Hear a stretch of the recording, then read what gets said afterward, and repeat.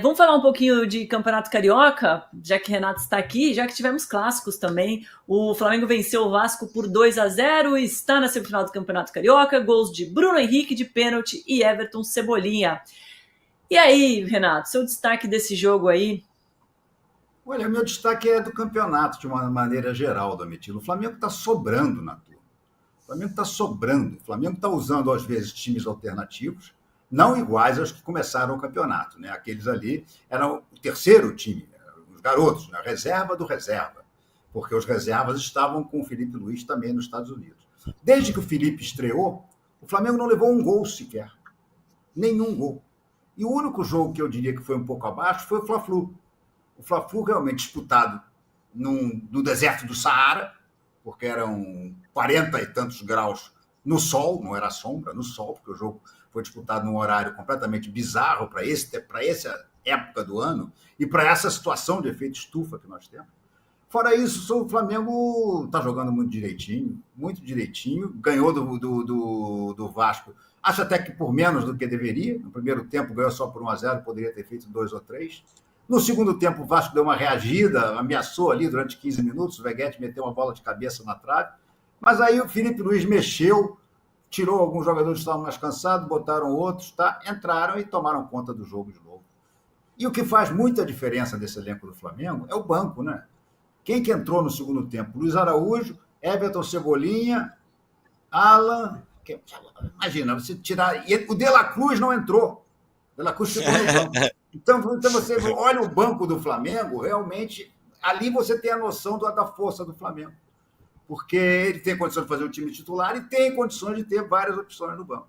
Eu acho que quando voltar o Pedro, aí esse time realmente vai ficar indigesto mesmo. Porque o tal do Juninho, que o Zé Boto foi buscar lá no Azerbaijão, esse Juninho até agora só tem dado canelada, né? Mas também é importante dar um certo tempo, esperar. Eu não acho que ele vai ser um grande craque desse time, mas ele pode ser um Hernani Brocador da vida, aquele cara que bota a bola para dentro, embora não tenha categoria nenhuma. Acho que o Flamengo sobra, e eu digo sem medo de errar. O Flamengo só não será campeão carioca se houver uma zebra do tamanho de um elefante pintado de preto e branco em listras, porque não tem nenhum time sequer perto de... O Domi corre o risco de o Flamengo ser o único grande a se classificar entre os 4, olha só. Pois Eu acho até que Botafogo, Vasco e Fluminense, um desses 3 vai entrar, mas vai entrar só um. Entendeu? O Volta Redonda já está virtualmente classificado, porque o Volta Redonda tem o mesmo número de pontos do Flamengo. E quem está em segundo ali, agora até me fugiu. Não sei se é o Madureira. Não é o Madureira, não. Volta Redonda em segundo, Madureira em terceiro e o Vasco está fechando o G4 por enquanto. Pois é, mas o Vasco pega na última rodada o Botafogo. Então, embora o Botafogo agora esteja com esse negócio da Recopa Sul-Americana, ele botou um time reserva na última rodada e empatou um jogo que era para ter ganhado. Mas vai sobrar algum aí, né? E esse algum, muito provavelmente, pega o Flamengo já no primeiro confronto. Talvez não chegue nem à final, porque o Flamengo é primeiro contra quarto. Essa turma que está brigando aí está brigando para entrar em quarto lugar, estão brigando pela quarta vaga. O Flamengo sobra muito no Campeonato Carioca, isso sem dúvida. A gente ainda não terminou o assunto do Campeonato Carioca, mas eu vou fazer uma pausa muito rápida, porque o Zubeldia está falando nesse momento, depois desse empate, com sabor de vitória para o São Paulo contra o Palmeiras 0-0. Diga, Zubeldia. Na entrevista antes do jogo, estava acompanhando, vi um trecho da sua entrevista antes do jogo, você fala que é questionado sobre as mudanças que você faz antes da partida, a saída de Lucas e Oscar. Você até fala um pouquinho sobre a questão da carga, né? Um pouquinho sobre dosar isso, equilibrar isso. E aí eu quero saber de você se, na sua avaliação, isso acabou sendo forçado para a partida de hoje, te forçou a fazer essas mudanças por conta das suas escolhas também lá em Brasília de manter o time naquela pegada de titular. No, yo acredito que tuvimos coraje, valor de sacar 2 jugadores importantes por una cuestión de planificación, de cargas, así como en otro momento ha salido Caleri, ha salido Luciano, han salido algunos de los otros jugadores. Nosotros priorizamos la planificación y como he falado siempre, cuando uno planifica, podés correrte para un lado, para el otro, dentro de la planificación porque no es rígido, pero en este caso, con dos jugadores que habían jugado 90 minutos los últimos dos juegos allá en Brasilia,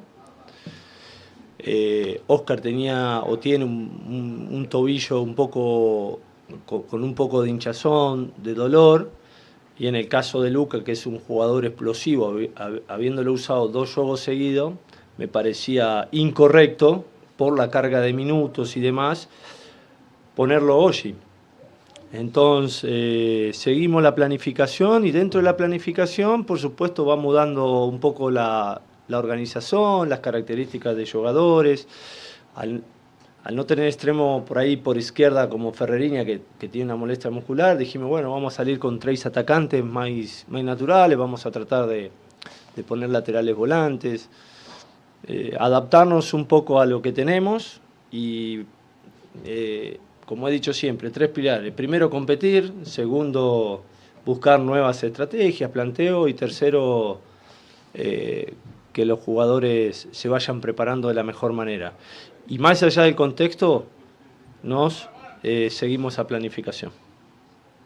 Luiz, ainda pouco dentro disso, desde 2022 o São Paulo não saía aqui do Allianz sem um jogador machucado, sem um jogador lesionado. Muito se coloca na conta do gramado sintético. Essa planificação tem a ver com tudo isso que você disse, mas também tem a ver com a situação do gramado sintético. Isso preocupa você mais do que isso? Preocupa os jogadores de alguma forma ou não? Es un tema muy profundo. Hoy fue por una carga de minutos. Habíamos planificado que jugaran ciertos jugadores 90 minutos los dos juegos de Brasilia. Y por supuesto hoy ya era el tercer juego de 90 minutos, era mucho más arriesgado, ¿no? Por lo que acabo de falar. Un jugador como en el caso de Luka es explosivo, otro jugador como en el caso de Oscar se desplazó muchísimo el último juego y terminó con el tobillo un poco hinchado. Entonces, jugadores que por ahí tenían menos carga de minutos, hoy los pusimos sabiendo que podían entrar dentro de un planteo que ya teníamos preparado. El tema del gramado, veo que todos los equipos están disconformes, pero FIFA lo permite y si FIFA lo permite, por algo los equipos no son mucho, pero lo ponen un césped sintético, creo Palmeiras, Botafogo, Paranaense, ¿no? Pero si hay algo que tengo claro, que los jugadores de todo Brasil prefieren gramado natural. Tá grandão o Juvedia hoje, né? Hoje tá grandão, foi lá, conseguiu empatar lá dentro da casa do Palmeiras, ele hoje tá cheio de marra. Agora ele falou, né, que o São Paulo teve coragem de tirar os dois. Eu não achei coragem a palavra certa, porque foi obrigado, né? Ia fazer o quê, Renato? Não, tinha que tirar. Quando ele fala que o Oscar tá com problema de tornozelo, eu não sei nem por que ele botou o Oscar hoje. Porque se você tem um jogador da qualidade do Oscar e você sabe que ele está com o tornozelo com edema, não bota para jogar. Se for uma final de campeonato, claro, bota. Mas, pô, um jogo contra o Palmeiras que estava controlado, estava bem, o 0x0 encaixadinho ali, como se mostrou até o final. O Oscar entrou só para correr alguma coisinha. E no gramado sintético, que ele diz que é perigoso. Eu não teria botado o Oscar, não.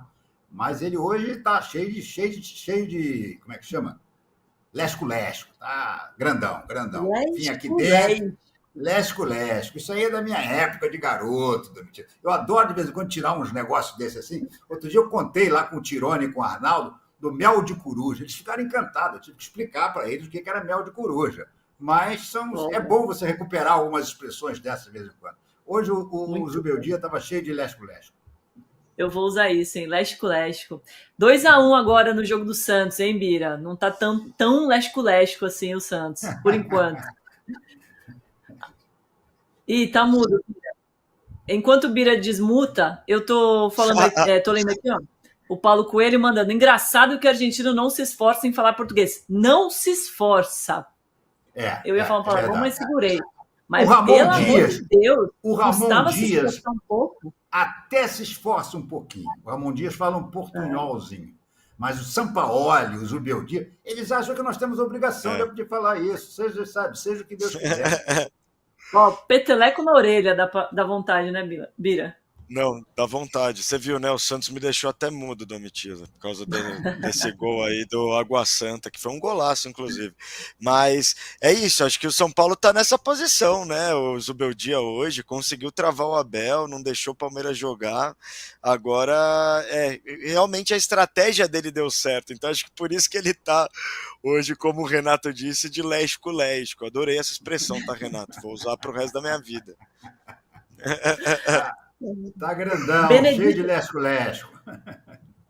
Benedito Gama, matemática para passar. Belo nome, hein? Eu usei muito essa matemática para passar.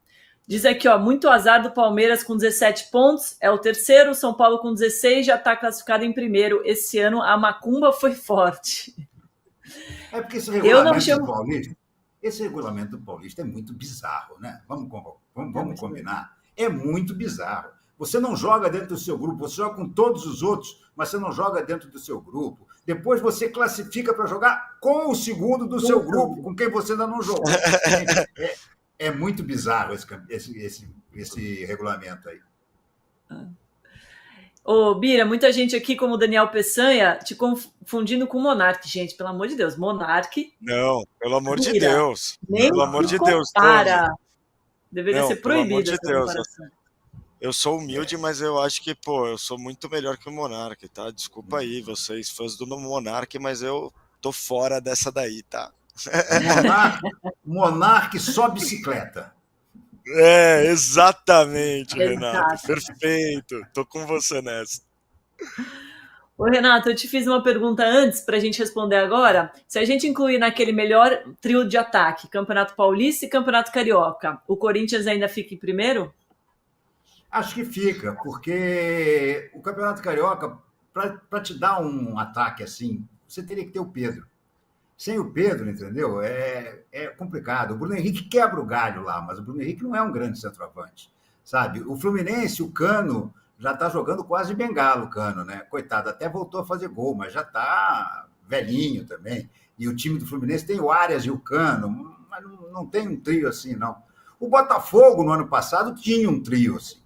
Você tinha Luiz Henrique, você tinha o Igor Jesus em grande forma e você tinha o Almada.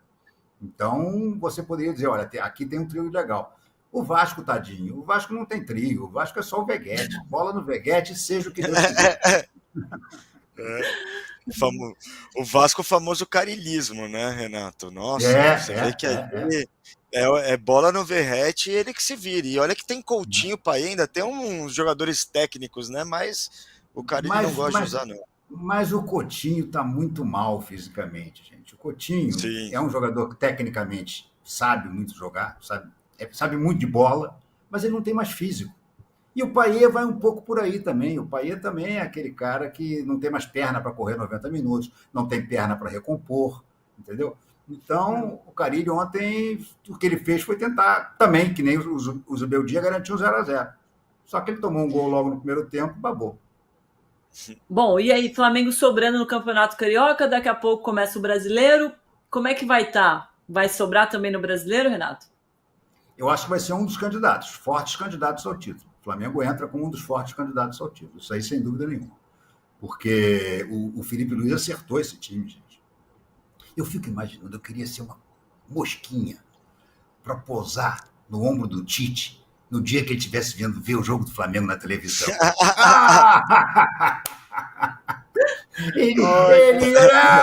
Aí ele chama o filho, ô Mateuzinho, vem cá, olha a besteira que nós fizemos, olha aí como esse time joga bola, e a gente não soube fazer, Mateuzinho.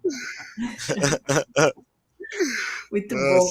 Renato, o lado negativo desse clássico, uma confusão ali nos minutos finais, o Payet deu um passe de letra, e aí começou... Não, quem deu o passe de letra foi o Wesley e o Matheus Gonçalves. Wesley. O Wesley Matheus, Desculpa, pois é. o Payet que foi Para cima. bate-boca ali, Coisa de juvenil, né? Coisa de juvenil. O Felipe Luiz até disse isso na entrevista. Olha, já conversei com eles. Não faz sentido. O Flamengo vinha de um jogo que teve uma pancadaria no final generalizada. Gente. Ridícula. Aí vai no jogo seguinte, que está ganhando, vai dar uma provocação nessa do nada, entendeu? E foi provocação mesmo, entendeu? Aquela coisa de olha para lá, toca para cá, que nem o Ronaldinho Gaúcho.